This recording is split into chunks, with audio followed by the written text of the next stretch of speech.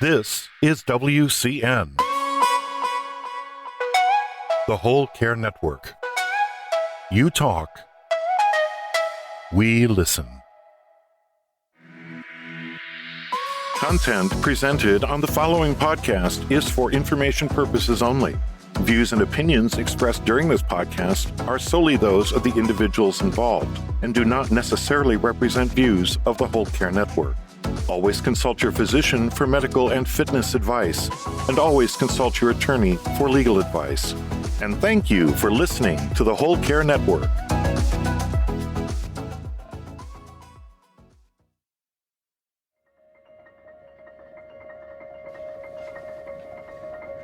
Have you ever met anybody that has caregiving on their bucket list of things to do in life? Beyond caregiving, how do we care? We also have to care for ourselves. How do we treat friends, family, strangers we meet? Forget it. How do we heal? The physical, social, financial, spiritual.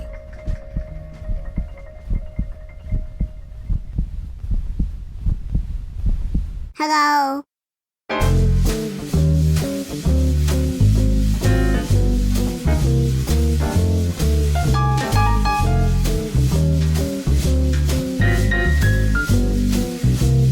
By creating healing ties. Tying it all together like a bow tie. With your host, Christopher McClellan, the bow tie guy. Well, greetings everyone, and welcome to another episode of Healing Ties 2.0, our 30 and 30 podcast featured on the Whole Care Network. I'm your host, Christopher McClellan, and you just might know me as the bow tie guy. You know, on the Whole Care Network, we believe it's through story sharing where diversity meets the road to combat a common cause. And our common cause on the Whole Care Network is to support family caregivers before, during, and after caregiving ends. And as you know, we're celebrating National Family Caregivers Month with our reboot of the popular Healing Ties podcast. Well, I think it's popular. And the soft launch of our new Whole Care Network website. When you get a chance, please visit thewholecarenetwork.com. You'll immediately see a link to our new website. On the new website, you'll get the chance to meet our friend Bo, because Bo ties things together on the Whole Care Network. You'll get it as soon as you see Bo. I guarantee it.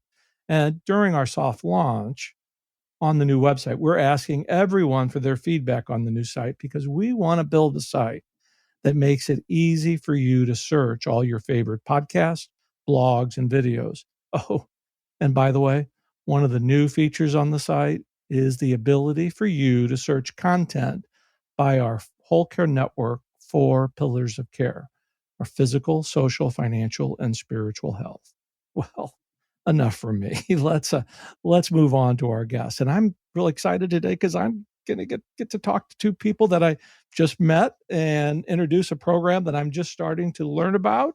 The Caregiver Wellness Collective is a new National Caregiver Wellness Alliance bringing together key stakeholders from the government, business, and civic sectors to increase attention to and awareness of caregivers' wellness, needs, support, and resources. And I am just tickled to welcome Ellen MacKay and Jennifer Henius to the podcast. Thank you, ladies. Thanks for joining me. Thanks, Chris. Thanks for having us. It's always great to have two people on, but sometimes I know the sound gets a little bit delayed. But Ellen, I want you to have your opportunity too. Thank you. I'm happy to be here. Yeah. So I could go through both of your wonderful bios, but I'd like both of you, and I'll start with Ellen, to just tell us a little bit about your background, and we'll get the conversation going. Sure. Well, thank you for having us here. I went to school for social work. I graduated from the USF, and I've been teaching yoga for the last 13 years. For the last 5 years, I have been a family caregiver myself, taking care of both of my parents. And I just really wanted to support this community, and I wasn't quite sure how. And then Jennifer found me. That's a lucky find there, Jennifer. Yeah, it truly is. And we are just, like I always say, she's my ride or die partner, and we're in this together. And I'm so grateful that I found her and that she saw something in our community, because we're really trying to build community. It's something new around yoga for caregivers.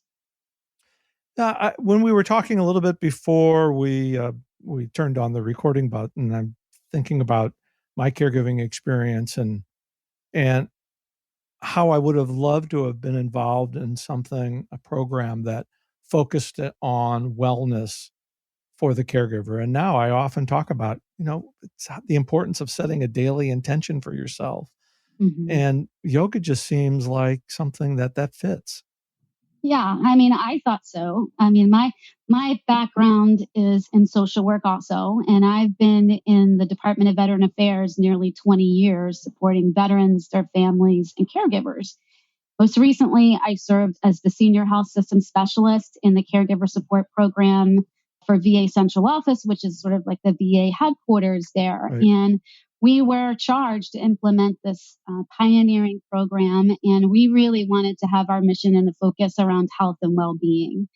And this, eventually I left the VA and I became a registered yoga teacher.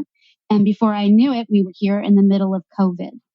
And I was really looking for a way to support caregivers on the front lines of COVID. No longer being in the healthcare system, Right. you feel like you're at a loss and you don't know what to do, and you try to volunteer and support the community. And this was my path of doing that. So that was really the impetus for Yoga for Caregivers. So I with to be fully disclosure, I know very little about yoga. I have the intention of wanting to learn it, but there's always been something that's held me back. And I think after today, I'm probably going to have a lot more information about it. But Ellen, as you think about your caregiving experience and getting into the yoga, how do you think that helps? Yoga helps family caregivers. I think yoga helps in many ways. As you mentioned, just setting aside a little bit of time for yourself during your day is really, really important for caregivers. Caregivers spend so much of their time pouring out, Yes. pouring out. Mhm. And in our group, Yoga for Caregivers, we create short classes, which is key because most caregivers don't have an hour and 15 minutes or an hour and a half, which is kind of the traditional length of a yoga class. Mhm. So I think that's why a lot of caregivers might think this isn't for me. I just don't have that much time. But in our group, we offer 5 minutes, 10 minutes, 15 minutes, just short little classes and meditations and breath work to just take that break, hit that reset button so you can go back out and care for your family member or whoever it is that you're providing support for. And Jennifer, what would you say to somebody like myself who's a yoga newbie to get myself comfortable with, can I do all these, can I do the stretches? Can I do all the positions that are required? Because when you look on TV or the internet, you see people doing yoga stretches and their one leg's Right. like 3 feet above the other. And it's like, now wait a minute. Yeah. But there's Yeah. more, there's gotta be ways for newbies There's like myself. Oh, for sure. I mean, that's one of the great things about yoga, right? I mean, yoga really meets you where you are. It meets you where you are in your own unique body, and whatever your flexibility, whatever your health issues you're dealing with, whatever adaptive poses you might need to do to help get you into a pose, we can definitely help you with. And yoga is not about those images that you see on Instagram or on the internet. It really isn't. And so that's a barrier, right, as a yoga community that we have to overcome. But we, Ellen and I, we are members of the accessible yoga community that is really led by Giovanna Heyman. And we believe in the importance of making yoga accessible to communities who don't traditionally have access. But we also believe in helping people find comfort in yoga and yoga poses, because it should never be painful. This isn't an experience where we want you to contort your body into awkward, uncomfortable positions. This is really your unique experience with yourself on the mat. I guess the analogy I have, and you correct me if I'm wrong, we all have, when it comes to technology, we all have different abilities and skills in technology. And when it comes to our capability of our bodies, we can tailor our capabilities, and I think I'm saying this right, to what yoga can provide for us. Absolutely. You want to take that, Alan? Sure. During a lot of the classes that I teach for Yoga for Caregivers, I automatically offer a lot of different options. The majority of my classes on there can either be done on a yoga mat if you have one or on a chair. Really, I try to make each class very accessible for people that are super flexible and have been doing yoga for years, and for, the newbies, the beginners that have heard that yoga can help relieve stress and they're feeling really stressed and they're giving it a try. And I think that's who we're really targeting. I mean, we know that experienced yogis, even though they might be caregivers, certainly know the value and the health benefits, the spiritual, emotional benefits also of practicing yoga. But if we can help someone like you, Chris, in your situation, somebody new, somebody who doesn't know that yoga can be for them, and all the myriad of health and wellness benefits that yoga can introduce into their life, that's amazing. And if we can help one caregiver achieve that experience, then we've done our job. Oh goodness, I'll take you up on the offer. I can be the guinea pig for the newbies, because as my listeners know, we're just getting the opportunity to meet each other today. Caregiving was really hard for me emotionally, and that emotional connection that I had with my partner, and then he died. It's kind of like, what outlets did I have? And one of the reasons I've kind of become a caregiver advocate is to use the experience, use my experiences. I'm sure there were some good points, but I'm kind of like the poster child of what not to do: gain 30 or 40 pounds, worry, not ask for help. And then all of a sudden it ends. And what are you to do with, how do you pick up the pieces? And that's why it's so exciting for me to hear about programs like this, and to be able to talk to people who are making a difference, because there is caregiving is emotional, and there isn't a holistic approach to this that could really help. That's right. And either one of you can take that one. So, well, I guess I really want to talk about the new the white paper that's been released by the Rosalind Carter Institute. It's called Recalibrating for Caregivers and Pushing for Systemic Change. I think it was just released a couple of days ago, but basically it's a call to action. It's a call to action to to recognize that the health and well-being of family caregivers is in crisis, and that it's really a true public health concern, and that we need to start thinking about intervening in the same way that we have intervened around obesity, around dealing with cancer, and around smoking, right? 34 million people smoke. There are 23 million people who are struggling with obesity, and there are 53 million caregivers. And we have 50 years of research that has really pointed to the problems and the challenges, the stressors that caregivers have been dealing with, but we have yet to really embrace tackling improving health and wellness for these family caregivers. And so, when COVID came along, we took immediate action to try to help caregivers in their mental health and wellness. We knew they were on the front lines. We know that caregivers are already stressed out. And this just seemed like the perfect thing to offer to help people improve their well-being. When you think about caregivers being on the front lines and really being the backbone of our healthcare system, just think if every caregiver for one day decided that they were going to go on strike and took their care partner, their caree, their loved one, whatever word you want to use, to an emergency room or daycare, our healthcare system would collapse. And absolutely, to be able to have policymakers take a look at this in a holistic fashion, really can foster change. I was unfamiliar with that report from the great Rosalind Carter Institute, but it's certainly something that's needed. Yeah, I mean, it's a powerful report, and they're really asking for people to engage in a dialogue, and they're using the hashtag caregivers in crisis. And caregivers have been in crisis a really long time. For a long time. Yeah, I mean, this isn't anything new, but if there's a silver lining to be had from COVID, I think that it's really put the national spotlight on caregiving and what it means to be a caregiver and the demands that they face. Certainly we know that this 53 million number that the National Alliance for Family Caregivers projects is certainly going to be significantly impacted and increased by the global pandemic that we have. So I think it's very timely to step out and lead in this area. Very much so. And then one of the other things that I read about your wonderful program, and Ellen can speak to this, is a lot of the yoga instructors are caregivers or former caregivers, just like Ellen. Yes, we're trying to create a group of volunteers that kind of understand where caregivers are coming from. I think the caregiving community is such an interesting group because we all really need self-care, and it's really our lowest. It's like the lowest on the list of our priorities. Right. Right. So I think, and sometimes that reaching out for self-care also brings a lot of guilt as a caregiver. So, oh yes.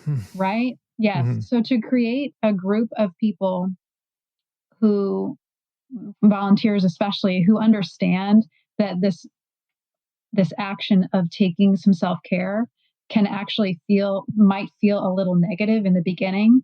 If we can speak to that and say, we understand this is challenging. This 5 minutes might seem like a lot. Just try to take this tiny little tool with you. That's all I want for you today. Because caregivers are already overwhelmed. They don't need more things on their list of their long list of things to do. Exactly. Goodness. So we're talking the same language. Yes.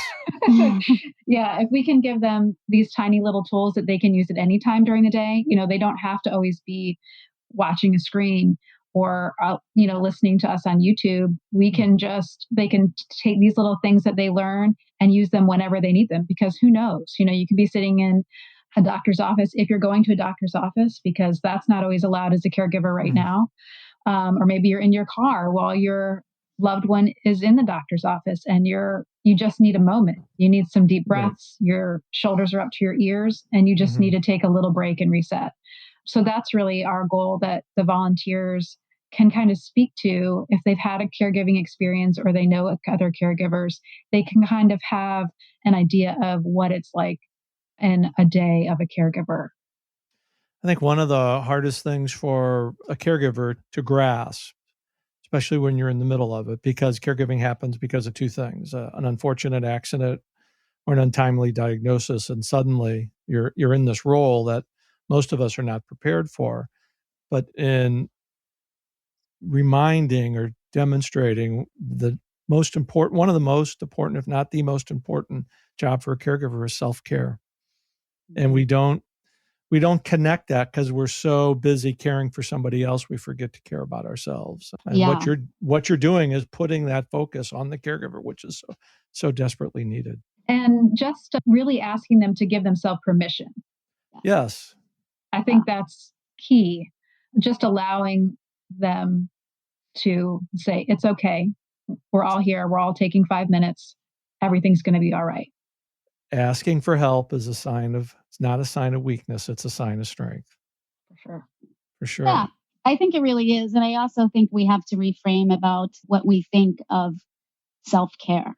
Self-care isn't just me time and taking a bubble bath and all of those things, right? It's giving yourself that permission. Right. It's setting boundaries, right? It's actually taking care of yourself and going to the doctor's appointment. That's a radical thing for a caregiver to do when they're, that's like they defer their own healthcare needs. We know that. So to take that action and make sure that your needs are getting met is huge. Awesome conversation, ladies. Thank you so much. Goodness. And then let's take our break here. And when I come back from the break, I'm going to put you on the spot like I do with all our guests here in 30 and 30. I want to know a fun fact about the two of you that we haven't shared on the show and that our listeners might be interested in hearing. So I'm going to put you on the spot when we come back. Okay. You're listening to Healing Ties on the Whole Care Network. We'll be right back. Hello, everyone. My name is Matt Gerwell, founder and CEO of Keeping Us Safe. We are a national organization that works with older drivers and their families, and we're talking about families that might be concerned about mom or dad's driving abilities. So please join us in our next episode, the next episode of the Healing Ties podcast show, as we talk about older driver concerns, and hopefully I'll be able to offer you a couple of valuable tips that you can start using immediately.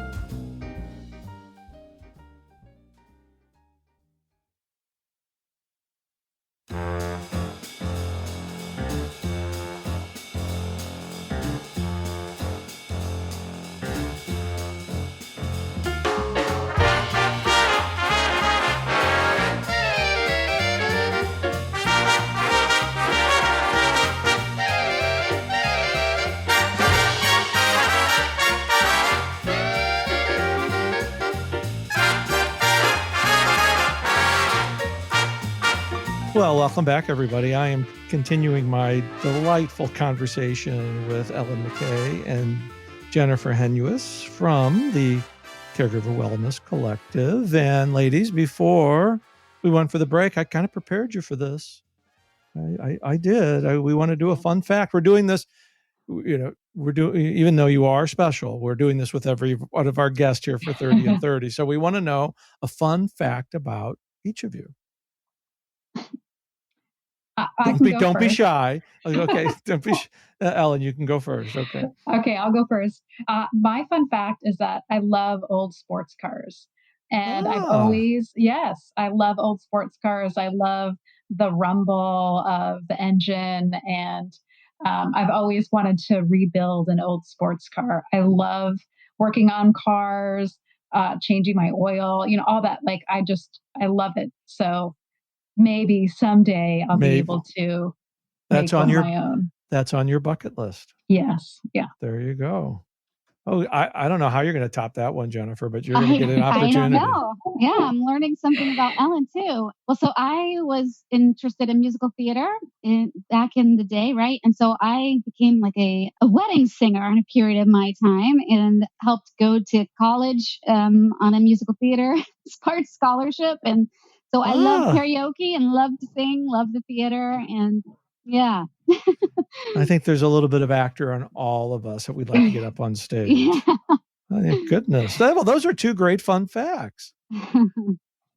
Any particular car that you'd like to rebuild? I would take either an old Mustang or a Corvette. Either one would be great. Got to be a convertible too. Yes. Yes.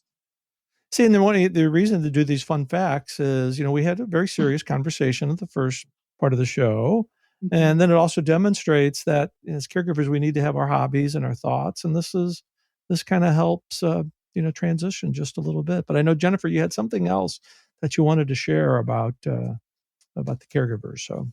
Yeah, I just wanted to say, that in any community, right, you have to try to build trust. And we have really been wanting to get some feedback and some engagement from our caregivers. We know that they're watching our videos and they do an introduction. We don't pressure them to do one, but they voluntarily do an introduction and share where they are and what's happening in their caregiver journey. But Ellen and I were really just wanting to have some feedback to see if we're on the right track, and we got it. So important. Good. We received this testimony from a caregiver who said this. She said, "My husband was diagnosed with early onset Alzheimer's disease about 3 years ago. The Alzheimer's support group seems to have horror story after horror story, which I have accepted but don't need to read. This support group seems to have something I'm desperately needing, 10 minutes of stretches and meditation suggestions. I can't leave him to go to yoga class, but I was able to take a Yoga for Caregivers class this morning with Ellen, and it was very helpful. My mantra is just for today. I am able to make it just for today. Thank you." Goodness, that is that tells you why you're doing what you're doing right there. That is awesome. It really does. It's very motivating. Yeah. And reaffirming. Reaffirming, because it is something that is really needed. And I wish I'd have had it when I was in the middle of this. happy to promote it now. Thank you. Yeah, we want to get these tools in the hands of caregivers for sure. As many caregivers as we can reach and help change the conversation around complementary treatments and interventions to help support the caregiver community. Anything we can do here on the Whole Care Network to help your mission, we are there for you. Thank you. Goodness, Jennifer and Ellen, with the great work that you're doing at Yoga for Caregivers, you are certainly two people who are creating healing ties around us. I can't thank you enough for joining me today. Thank you so much. Thanks, Chris. But before we go, I'm out of step here, but please let our listeners know how they can get in contact with you, learn more about the program, and give all your contact information out. Sure. So people can find us on Facebook at Yoga for Caregivers with the number 4. So it's Yoga for Caregivers. And then we also have a YouTube channel that we're newly stood up, which is also Yoga, the number 4 Caregivers, Yoga for Caregivers. And you can also email us at info-yoga4caregivers@gmail.com. That's good stuff. Ellen, any last words? We want to make sure you get a last word here. I'm just so grateful for you to have us on today and just promote this. And hopefully we can reach more and more caregivers and give them these tools that I know they need. Well, and that's why we're doing what we're doing, to give back to the caregivers, to give back to the community and share information that is desperately needed, because I think we can all agree the best information and referral for a caregiver usually comes from another caregiver, because we've been in the trenches. So I'm just excited to see where this program goes. And I need to sign up myself, even though I'm not a caregiver. Well, and Chris, it's free. And I don't know if we mentioned that at all, but this is totally free. That is the only 4-letter word I allow on Healing Ties. It's free. Just volunteers. Yeah. And we will make sure in the show notes that's free. Thank you. Oh, this has just been awesome today. Well, that does it for this episode of Healing Ties. As you know, I'm Christopher McClellan, the Bowtie Guy. I've created a life to love after caregiving ends by being with awesome people like Jennifer and Ellen. Healing Ties is a part of the Whole Care Network. Check us out online at thewholecarenetwork.com, where you get a chance to meet Bo. And we'll see you for another episode of Healing Ties, actually tomorrow, because it's 30 and 30, as we reboot Healing Ties and celebrate National Family Caregivers Month. Take care. Bye for now.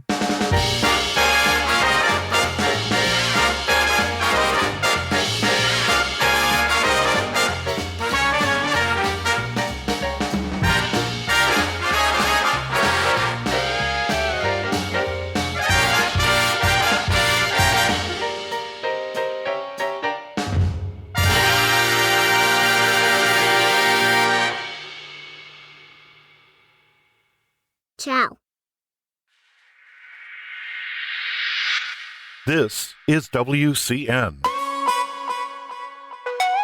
the Whole Care Network. You talk, we listen.